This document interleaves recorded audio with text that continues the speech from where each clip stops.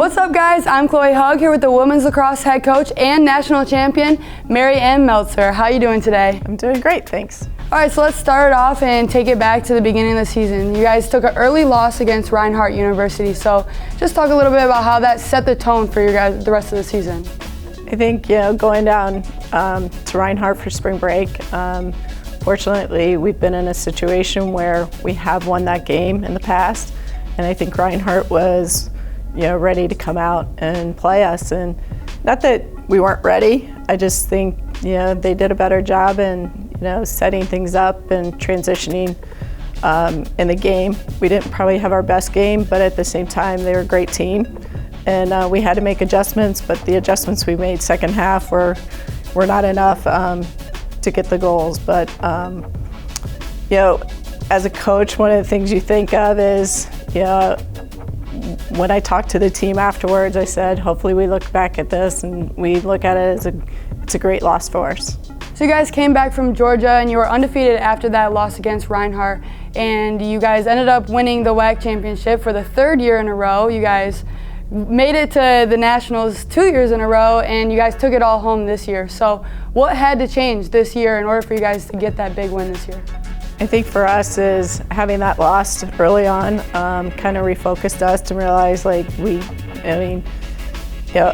a loss can tell you is some of the things that you need to work on as a team. And we came back and I kind of split our team up into 4 different seasons. And first is non-conference and how we do on non-conference wins and losses, and then we come back and our second season is usually our conference season, then conference playoffs, and then nationals. So our focus was, now we got to focus on our conference and winning that, and the girls did a great job. In our regular season games, we finished undefeated in the conference, won the regular season conference tournament, or not tournament, but season. Then our focus was, okay, now we have to focus on our conference tournament, and the girls did. They stepped up. We played well in the championship. And then after that, once that was done, it's our 4th season, which is the NAIA Championships. And the focus was to come back, and all along throughout the season, we discussed about, our end goal was always to get back to the national championship game and actually win it. But for us, it was more focusing on the process, and the little things that we needed to do better. After our loss last year, as a coach, you think about the things that what we could have done differently, and you want to make those adjustments coming into this year, and we did. We met at the beginning of the year. We worked with Jackie Stavros to talk about kind of our goals for the year, and how are we going to communicate that with each other, and and communicate that on the field. And the girls ultimately, we won the national championship. So you guys had unfinished business written on your guys' chest during the national tournament. So what were those goals that you needed to accomplish in order to get there? I think for us, I'm going to give credit to the unfinished business to Will Dyer, our men's soccer coach. He came up to me early in the season and said, "You guys really need to do unfinished business, because ultimately it is. We had unfinished business." So that's been our motto throughout the season. So early on, I got the team the T-shirts, and one of the things we wanted to do is wear them during our our warm-ups during the year. And if you notice, all our warm-ups, some of the team had them on until we were playing. Obviously, we needed the pennies on play 77, but that was kind of our motto. Last year, like I said, it was kind of devastating coming in, undefeated, and then the one game you lose is that last game. And I think for us is, we've been there, we've been so close, and for us it was unfinished business. It was more of a focus for our students and student athletes. So in that last final game, Scat came out right out of the gate with 3 unanswered goals, and that kind of had us all on the edge of our seats wondering what was going to happen next. So what was going through your head when that first happened? Yeah, I called a timeout. I think everyone was just on edge, and it usually happens in a game, and the game is 60 minutes, so I wasn't concerned, and we can score goals, and we were very talented, that I knew we were going to put it in the back of the net. It just was more than anything just settling everyone's nerves and just realize, take a deep breath. We're in this, like, just kind of take it all in, look at the atmosphere and everything. And, you know, they settled down and started putting the ball in the back of the net.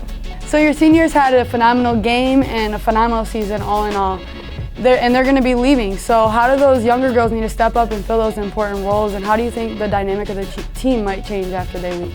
So every year I think we always lose amazing players. You know, going into this fall, obviously I lost, you know, actually 5 All-Americans. And to replace that, every year I seem to have to replace, you know, our All-Americans, and we've been fortunate enough that our team has been successful. So I've been used to that. So usually there's always someone that does step up. Fortunately for us is Bella decided to come back mid-year to finish her 5th year in play, and that was a huge addition for us. I think, you know, her leadership, being in that situation, was able to help us. And also, you know, our younger players did an amazing job. Like, they stepped up.